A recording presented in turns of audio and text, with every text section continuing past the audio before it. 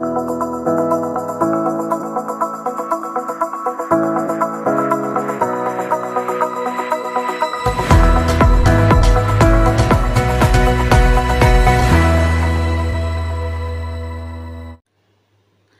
friends, welcome to 4-Star Studios. வாங்க இன்னைக்கு சுட சுட இட்லி தோசை கூட சேர்த்து சாப்பிட்றதுக்கு நல்ல சுவையான ஒரு தக்காளி குருமா தேங்காய் சேர்க்காம நல்ல டேஸ்டியாக எப்படி செய்யலான்னு பார்க்கலாம். ஒரு 10 நிமிஷத்தில் சட்டுன்னு இந்த குருமா ரெசிபி செஞ்சிடலாங்க. டேஸ்ட்டு ரொம்பவே அட்டகாசமாக இருக்கும். நல்ல காரசாரமாக சூப்பரான ஒரு டேஸ்ட்டில் தக்காளி குருமா எப்படி செய்யலான்னு பார்க்கலாம் வாங்க. இட்லி தோசை கூட சாப்பிட்றதுக்கு ரொம்பவே நல்லாயிருக்கும். இப்போ இந்த குருமா செய்கிறதுக்கு ஒரு மிக்ஸி ஜார் எடுத்துக்கோங்க. அதில் ஒரு 3 பல் பூண்டு, ஒரு 10 சின்ன வெங்காயம் இது ரெண்டையும் சேர்த்துட்டு கொஞ்சமாக இது கூட ஒரு 1/4 டீஸ்பூன் அளவுக்கு சோம்பு சேர்த்துக்கோங்க. இப்போ இதை தண்ணி எதுவும் சேர்க்காம ஒரு 2 சுற்று மிக்சியில் சுற்றி எடுத்துகிட்டு வந்துடலாம். இப்போ பாருங்கள், இந்த மாதிரி அரைச்சிட்டு வந்ததுக்கப்புறம் இதில் தக்காளி சேர்த்துக்க போகிறோம். ரஃப்பாக கட் பண்ண நல்லா 2 பெரிய சைஸ் தக்காளி நான் சேர்த்துக்கிறேன். நல்லா பழமான தக்காளியாக இருந்தால் டேஸ்ட்டு ரொம்பவே நல்லாயிருக்கும்.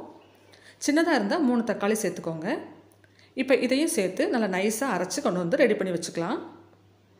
அவ்வளோதாங்க. இதை அரைச்சிட்டோன்னா நமக்கு சட்டுன்னு அடுத்த 5 நிமிஷத்தில் நம்மளுடைய குருமா ரெடி ஆயிரும். இப்போ ஒரு பேன் ஹீட் பண்ணிக்கோங்க. அதில் ஒரு 2 டேபிள் ஸ்பூன் அளவுக்கு எண்ணெய் சேர்த்துக்கோங்க. எண்ணெய் ஹீட் ஆனவுடனே அதில் கொஞ்சமாக ஒரு 1/2 டீஸ்பூன் கடுகு சேர்த்து தாளிச்சிக்கலாம். ஒரு 1/4 டீஸ்பூன் பெருங்காயத்தூள் சேர்த்துக்கோங்க. இதுக்கப்புறமா நம்ம மிக்சியில் அரைச்சி வச்சுருந்த அந்த தக்காளி விழுதை சேர்த்துக்கலாம். சேர்த்து நல்லா ஒரு தடவை மிக்ஸ் பண்ணி விட்டுடுங்க. கூடவே அந்த மிக்ஸி ஜாரில் ஒரு 1/2 டம்ளர் தண்ணி சேர்த்து அதையும் இப்போ நல்லா சேர்த்துக்கிறேன்.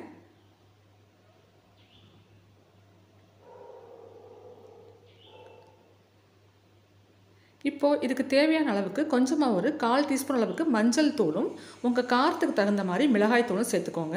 உங்கள் காரத்துக்கு தகுந்த மாதிரி அப்புறம் அந்த தக்காளியுடைய புளிப்பு அதுக்கு தகுந்த மாதிரி மிளகாய் தூள் கூடவோ குறைச்சோ நீங்கள் உங்கள் டேஸ்ட்டுக்கு தகுந்தாப்பில் சேர்த்துக்கலாம். நான் இன்றைக்கி ஒரு 1/4 டீஸ்பூன் சேர்த்துருக்கேன். மஞ்சள் தூள் மிளகாய் தூள் கூடவே இதுக்கு தேவையான உப்பையும் சேர்த்து நல்லா மிக்ஸ் பண்ணி விட்டுடலாம். கூடவே இன்னும் கொஞ்சம் தண்ணி சேர்த்துக்கலாம். பாருங்கள் எவ்வளவு திக்காக இருக்குன்னு. நல்லா தண்ணியாக இருந்தால் தான் இந்த குருமா டேஸ்ட்டாக இருக்கும். இன்னொரு 1 டம்ளர் தண்ணி சேர்த்து நல்லா மிக்ஸ் பண்ணி விட்டுக்கோங்க. உப்பு காரம் உங்கள் சுவைக்கு தகுந்த மாதிரி செக் பண்ணி சேர்த்துக்கோங்க. இப்போது இதை ஓப்பன் பேனில் ஒரு 2 நிமிஷத்துக்கு நல்லா ஹை ஃப்ளேமில் கொதிக்க வச்சுக்கலாம். இப்போ பாருங்கள், நம்மளுடைய தக்காளி குருமா நல்லா கொதிச்சுட்ருக்கு. இதில் இப்போது நம்ம 1 டீஸ்பூன் அளவுக்கு அரிசி மாவு ஒரு 1/4 டம்ளர் அளவுக்கு தண்ணியில் நல்லா மிக்ஸ் பண்ணிவிட்டு கட்டி இல்லாமல் நல்லா கலந்துட்டு அதை சேர்க்க போகிறோம். இதை சேர்க்காமலும் நீங்கள் இது உங்களுக்கு ஆப்ஷனல் தான். இதை சேர்க்காமலும் நீங்கள் யூஸ் பண்ணலாம். அந்த தக்காளி குருமா ரொம்பவே டேஸ்டியாக இருக்கும். இருந்தாலும் அது கொஞ்சம் திக்னஸ் கொடுக்கறதுக்காக நம்ம இந்த அரிசி மாவை மிக்ஸ் பண்ணுறோம். பாருங்கள், இது அப்படியே நீங்கள் சுட சுட இட்லி தோசை கூட சாப்பிட்றதுக்கு ரொம்பவே டேஸ்டியாக இருக்கும். இருந்தாலும் ஒரு திக்னஸ்க்காக நம்ம கரைச்சி வச்சுருக்கிற இந்த 1 டீஸ்பூன் மட்டும் அரிசி மாவை ஒரு 1/4 டம்ளர் தண்ணியில் மிக்ஸ் பண்ணி அதையும் இதில் சேர்த்து நல்லா மிக்ஸ் பண்ணி விட்டுடலாம். கூடவே பாருங்கள், ரொம்ப ரொம்ப கம்மியாக இந்த அளவுக்கு ஒரு சின்ன பீஸ் வெல்லம் சேர்த்துக்கோங்க.